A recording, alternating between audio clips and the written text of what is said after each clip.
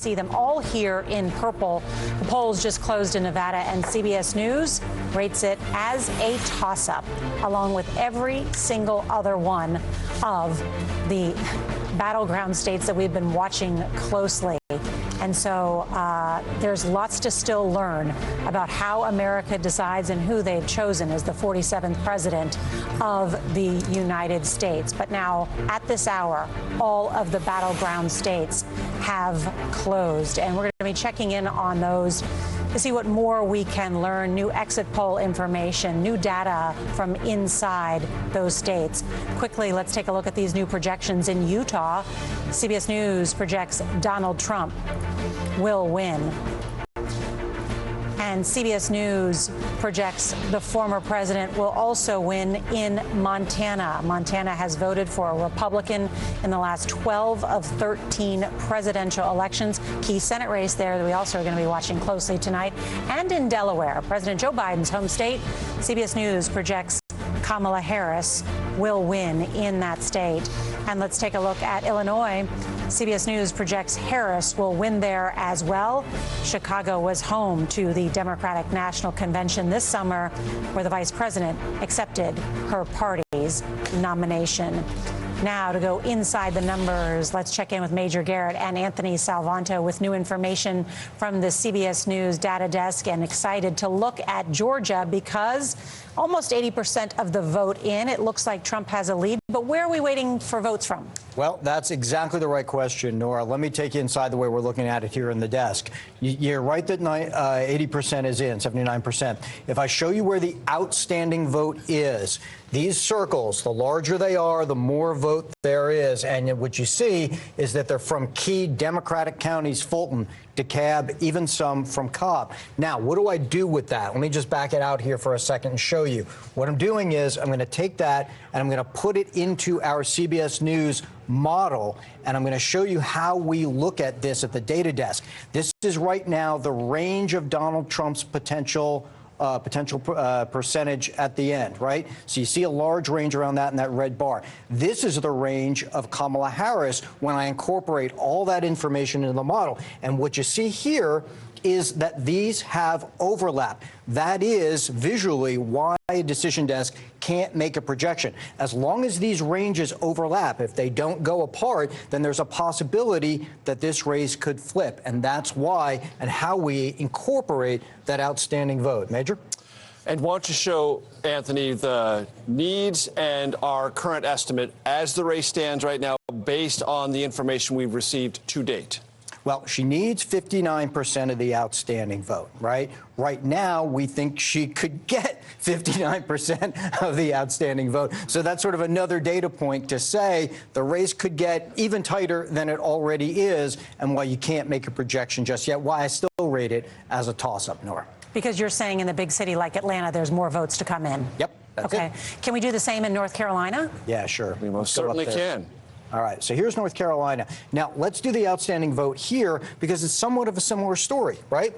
In and around Raleigh, you see the large blue circles, Wake County, okay? So you even see some here in Durham. So those are Democratic areas, and those, if they come in, and they come in for Harris. But I will add this, it's not just the percents, though. She's got to get the turnout there in order to catch Trump, because what you also see is around Charlotte here, see these large red circles? That's a lot of Republican votes that could still come in. 50,000 votes there. Major, go ahead. Look at Mecklenburg County. That's what's remaining there. That's one of the things that the Harris campaign has to look at and say, boy, they really need to run up the margins in Mecklenburg County because you almost have 500,000 votes outstanding. Wake County, 156,000. We can actually put numbers on this. Guilford, 133,000. So there's areas really need to come in strong for Harris. One of the problems, go back to the regular map, Anthony, that Harris has run into. Look at these counties right here. And then, Anthony, go through the history on those counties. Yeah, sure. Now, in these places, you do typically see a Democrat might do okay. But on almost every single one of those, Harris is running slightly behind Joe Biden.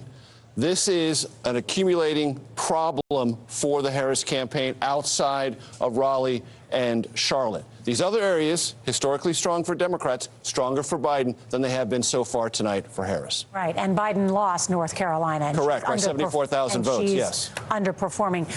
John Dickerson has some exit polls, but before we do those, can we just take a quick look at Michigan, because that blue wall, Michigan and Wisconsin, that the Democrats are banking on in order for her to become the next president of the United States. So 17% in. We're still waiting for a lot more data out of Michigan for sure. But Anthony? Well, what's going to happen here is we're going to tell a similar story and see if she gets turnout, especially in Detroit, this Wayne County. You're going to hear a lot about that as the hours go on tonight. Oakland County as well. So we don't have data in from there yet. I do want to show you this, though, just to give you the historical context here. I'm going to go back to Michigan for a second. So if I show you the 2020 presidential race in Michigan, and then I do that, tilting the state on its side, this will illustrate what I mean. See these larger, higher bars here? That's where there are more votes, right? There's more people in Detroit, for example, and Democrats have to get large margins there. So in the case of Detroit, we're going to be watching, can Kamala Harris not just win by a given percentage, but can she replicate something like the 330,000 vote margin that he built up there? And that comes back to the turnout story. Same thing in Oakland County, just to the north. Same thing in Oakland, right? We're going to be looking at that, and that's where Biden got 56%, so, but also got 100,000 votes more added to his total. The Democrats have to do that in order to carry the state, if they do, because the rural Republican counties add up, in this case for Donald Trump, Nora. Okay, great. Gentlemen, thank you very much. The exit polls have some really interesting information. I, of course, got a sneak peek of them because I get to sit next to John Dickerson. One of the many advantages of that. That's right. That's right. So tell us what you're seeing. Well, we're going to zip all the way to the other part of the country. We're going to look at Arizona and Nevada. But it's essentially the same story that Major and Anthony were telling, which is, when we look at this election, the Democrats have to turn out their voters, and Donald Trump has to turn out his voters. Well, Latinos are key to the Democratic coalition. Let's look first in Arizona, how Kamala Harris is doing with Latino voters. Well, she's up by 14 points, so you might think, well, she's doing pretty well. But if you compare that to what Joe Biden did in 2020 in the state of Arizona, he won them by 24 points. Yeah. So Kamala Harris is underperforming what Biden did in 2020. Also, just a sideline, an interesting story of the night, if these exit polls are solid, there seems to be a much larger Latino vote in Arizona. The share is much larger than it was in 2020. That's something in the future to look at. But now let's look. Well, that's just the future of Arizona in general. But it's a 7-point difference. Yeah, that Latinos seems a lot. historically have exceptionally low turnout. Yeah. But the difference between 16 and 20 was only 4 points. So it seems, I mean, I'm not saying it's not true. I'm just saying it's interesting to look at. Nevada, the share is the same between 20 and 24, 17%. And we see here that Kamala Harris has a 50 to 45 point lead. That's in Nevada, where the polls just closed. That's 5 points. Biden was up by 26. In Nevada. Remember, we're seeing in the national numbers that Trump is winning Latino men. That's part of what's changing this, right? Mm-hmm. Yeah. Yes, and not doing as well, and she's not doing as well with Latinas. And I had spoken to one Democratic pollster before this evening, and he said very clearly, if Trump on the national numbers gets 40% of the Latino vote, Harris is screwed. Yeah. That is a very concerning number for them. And the reason this is such a big deal is because Latinos really, we've said this for so many years, but this year it is true. Latinos could very much end up being the decisive demographic in this election.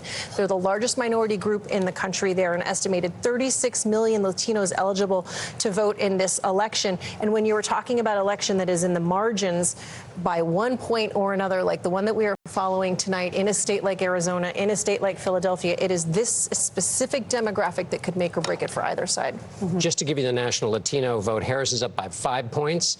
Biden won it by 21 points. That's the national number. So concerning to the Harris campaign. The point that you hear from whether it's Marco Rubio or others is to say, put the identity aside and look at the issue of the economy and border, and particularly the economy. I had Senator Cortez Masto of Nevada on the program on Sunday, and she was saying, look, Nevada is always going to be tight, pointed to her own race, but she only won by about 8,000 votes in 2022. But when I pointed out to her those demographics Trump seems to be edging in on, those without college degrees, those who are first frustrated about the economy, that fits her state as a profile. Nevada has the second highest unemployment rate in the country. Right. And so this is a place, as we get later on into the evening, we're going to be parsing these things very, very closely. One interesting just to remember is Nevada is the smallest electoral prize of the night, just six electoral votes. It is also the most diverse battleground state and also has more registered nonpartisan voters than Democrats or Republicans, but a state worth watching and certainly getting that new data. Robert Costa, I think you had some new reporting you wanted to share as well. Yes, just briefly, have been speaking to Representative Brian Fitzpatrick in suburban Philadelphia, represents Bucks County, a centrist Republican. He has long been a representative and political organizer in that area, a key area if Vice President Harris wants to win.